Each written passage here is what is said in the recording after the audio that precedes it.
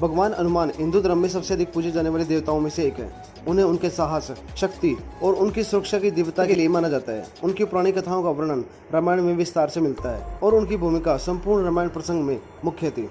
उनके बारे में प्रचलित मान्यताओं में उनकी श्री राम के प्रति अटूट श्रद्धा, उनकी बचपन की शरारतें और माता सीता को खोजने में प्रभु श्री राम की सहायता करना मुख्य रूप से वर्णित है। सिर्फ रामायण ही नहीं बल्कि महाभारत और अन्य पुराणों में भी हनुमान जी की भक्ति और शक्ति का वर्णन किया गया है। ऐसी मान्यता है कि उनका जन्म चैत्र महीने के शुक्ल पक्ष की पूर्णिमा तिथि को हुआ था, इसलिए इसी दिन हनुमान जयंती मनाई जाती है। हनुमान जी को पवनसुत, केसरी नंदन, बजरंग बली जैसे कई नामों से जाना जाता है।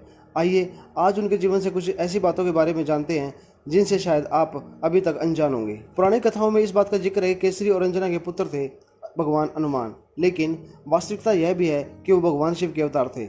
उन्हें शिव जी के अंश के रूप में भी पूजा जाता है। हनुमान जी को पवन पुत्र के रूप में भी जाना जाता है। ऐसा माना जाता है कि जब भगवान विष्णु ने पृथ्वी पर राम अवतार लिया, तब भगवान शिव ने उनके साथ रहने के लिए पृथ्वी पर हनुमान रूप में अवतार ले लिया।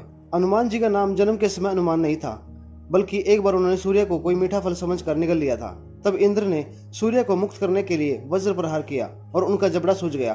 तभी से उनका नाम हनुमान पड़ा, क्योंकि हनुमान संस्कृत के अनुमत शब्द से बना है। अनुमत एक शब्द और एक प्रत्यय का जोड़ है।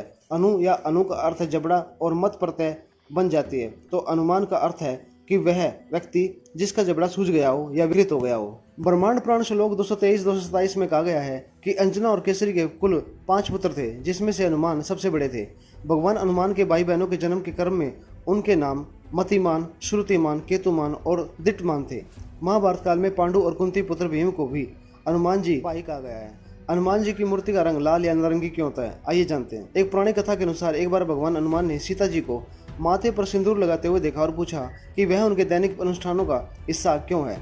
तब सीता ने हनुमान को समझाया कि सिंदूर श्री राम की लंबी उम्र, उनके पति के प्रति उनके प्रेम और सम्मान का प्रतिनिधि है। श्री राम के प्रति निष्ठावान भक्ति की वजह से हनुमान जी ने अपने पूरे शरीर को इस सिंदूर से लेपने का निर्णय लिया और हनुमान जी को सिंदूर से रंगा देखकर उनकी भक्ति से प्रभावित होकर भगवान श्री राम ने वरदान दिया कि जो लोग भविष्य में सिंदूर से हनुमान जी की पूजा करेंगे उनकी सारी कठिनाइयां दूर हो जाएंगी।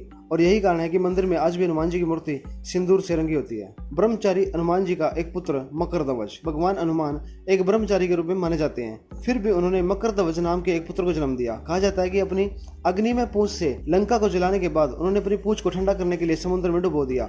उस समय उनके शरीर का पसीना एक मछली ने निगल लिया। इसी मछली से मकरध्वज का जन्म हुआ। पुरानी कथाओं के अनुसार हनुमान जी की उपस्थिति राम के समय में यानी रामायण काल में मौजूद थी, लेकिन शायद ही किसी को यह ज्ञात हो कि हनुमान जी अर्जुन के रथ पर अपने चित्रित ध्वज के रूप में कुरुक्षेत्र के युद्ध के मैदान में भी उपस्थित थे।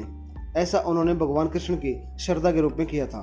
भगवान कृष्ण जी विष्णु जी का 10वां अवतार थे और इसी वजह से हनुमान जी उनके साथ उपस्थित थे। क्यों रखा पंचमुखी हनुमान का रूप, आइए जानते हैं। ऐसा कहा जाता है कि भगवान हनुमान ने राम और लक्ष्मण का अपहरण करने वाले पाताल के राक्षस राजा को मारने के लिए पंचमुखी हनुमान का रूप धारण किया।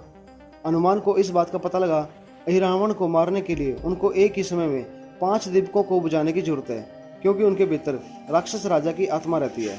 इसलिए भगवान हनुमान 5 सिरों में रूपांतरित हो गए। पंचमुखी हनुमान के रूप में केंद्र में हनुमान जी मौजूद थे, दक्षिण में नरसिम्हा जी थे और शेर के रूप में थे, पश्चिम में गरुड़ जी, उत्तर में सुअर का सिर और आकाश के सामने एक घोड़े का सिर बना हुआ था।